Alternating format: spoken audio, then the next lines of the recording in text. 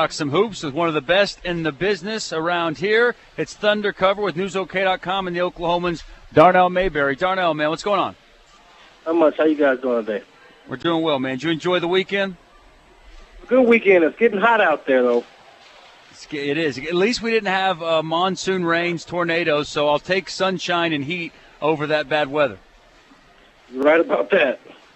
Let's talk some things right here close to home first and foremost. There were reports out there that the Pistons might be offering Maurice Cheeks a head coaching job. Any word on that? Well, the people that I've spoken with, they said it's not a done deal yet, but every time I speak with someone, the key phrase seems to be not yet. So it certainly looks like Mo Cheeks is headed to Detroit any day now. What does that do, though, Darnell? I mean, he is a phenomenal coach right there. Does that change any dynamic on the bench if he's not there? Yeah, I think, one, obviously, when you look at a former player like Mo Cheeks and the position he played, the point guard position, the first thought is, how is he going to impact Russell Westbrook? How did he help him, and how is his potential loss going to affect him? And I think that will be a blow. But also from Scott Brooks' standpoint, that Mo Cheeks was a head coach in Philadelphia and in Portland. So just to have someone he could lean on who's been in that seat, that he can sort of get advice from, take suggestions, who has seen it and been there, I think that's going to be a blow that he's going to lose another guy who was a head coach. Nobody else on that staff has been a head coach. So I think that would be a blow for Scott Brooks as well. Did Westbrook look at him as a mentor? I remember the game when Westbrook got all upset, slapped the chair, and then stormed off down into the locker room. Mo Cheeks was the first one off the bench and the first guy to follow him in there and talk him down and get him back out on the court. How much of a mentor was he to Westbrook? He was a huge help to him, and I think Russell learned a lot from him. The way the Thunder does it is they have about 4 or 5 assistant coaches, and 2 or 3 different players will be paired up with each individual assistant. So, Russell Westbrook and Jeremy Lamb and just hypothetically Kevin Durant will be partnered up with Mo Cheeks. So Mo Cheeks was sort of the designated assistant to Russell Westbrook, and that entails working with him before, after practices, before the games, anything that he needed, film study, things like that. So he spent a lot of time with Mo Cheeks, and I think if he leaves, the Thunder's going to have to find some way. I mean, Russell Westbrook is coming into his own. I don't want to make it seem like Russell just needs a certain coach, but the Thunder's going to have to find some way that someone can get in Russell Westbrook's ear like Mo Cheeks did, because, as you guys know, the head coach can't be that guy all the time. I'm sure as you're relying on Reggie Jackson to come along in his next year, definitely doesn't help anything having Mo Cheeks not there on the bench. This is Thunder Cover with NewsOK.com and the Oklahomans, Darnell Mayberry. Darnell, KD fires his agent, and reports are that he's going to sign with Jay-Z and his agency. Anything into this? Does that affect anything in KD's world, or no, this is much ado about nothing when it comes to basketball?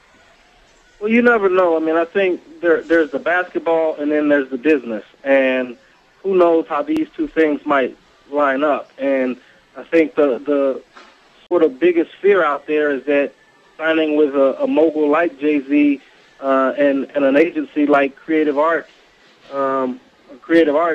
they have a tendency of taking players from smaller markets and putting them in bigger markets. So I think that's everyone's worst fear. But for now, Kevin Durant has 3 years remaining on his contract, so there's nothing to worry about right now. But as we've seen with Dwight Howard, as we saw with Carmelo Anthony and Darren Williams, these things don't wait until the last year of the contract to happen. If something's going to happen to that extreme, it'll happen in the second to last year of the deal, because especially with a team like the Thunder, you cannot replace a Kevin Durant, so you have to try to trade him to get something back like we saw with those other stars. I'm jumping way ahead of myself, and I hate to create any sort of panic out there. I don't think anything's going to happen, but that's certainly the biggest fear. Hey, that's what we do here, Darnell. Yeah. That's our job. So has Kevin Durant, has he ever struck you as a big market guy, a guy that seeks out that type of, people being able to see him, that type of, I don't know. To me, he's Spotlight. Spotlight. He almost feels like a small town guy. Like this fits him perfect. But maybe that's just me as a Thunder fan wanting to feel that way. Has he ever looked or had the feel of a big market guy to you? No, not really. And he's sort of been under the radar for quite some time. Even coming out of high school, he didn't get a ton of attention. Not like a LeBron James or even a Michael Beasley when he was coming out. So. He's always been sort of under the radar for how big he is, how good of a player he is. At Texas is when he first started getting that notoriety. But, with the Thunder, he just sort of flies under the radar even to this day. LeBron James gets all the attention. Kobe Bryant and the Lakers get all the attention. So I think he's comfortable being the big fish in the small pond. And, in fact, guys, he actually told me 3 years ago when we covered a game up there in New Jersey when the Nets were still the New Jersey Nets. And Jay-Z had just, I think, signed on and to become a minority owner. He said that he really never was a big fan of Jay-Z. He was a fan of him, but he was never someone that he just felt like he had to meet and he was just enamored with. So unless something's changed in these 3 short years, because now there's a report out there, someone quoting an anonymous source saying Kevin Durant had a chance to be with his idol and couldn't turn it down. So I'm looking at that report from that anonymous source, and I'm comparing it to what Kevin Durant told me himself, and it doesn't match up. It just doesn't match. It doesn't add up. So unless something's changed in these 3 years, then Kevin Durant, I don't think, is just gung-ho over being partners with Jay-Z. Interesting. We'll kind of see how this thing unfolds. And I guess if he does indeed sign with him, though, that would definitely be a sign that maybe something has changed. Maybe his thought process, his way of thinking, not the same that it was just 3 short years ago. This is Thundercover with NewsOK.com and the Oklahomans. Darnell Mayberry.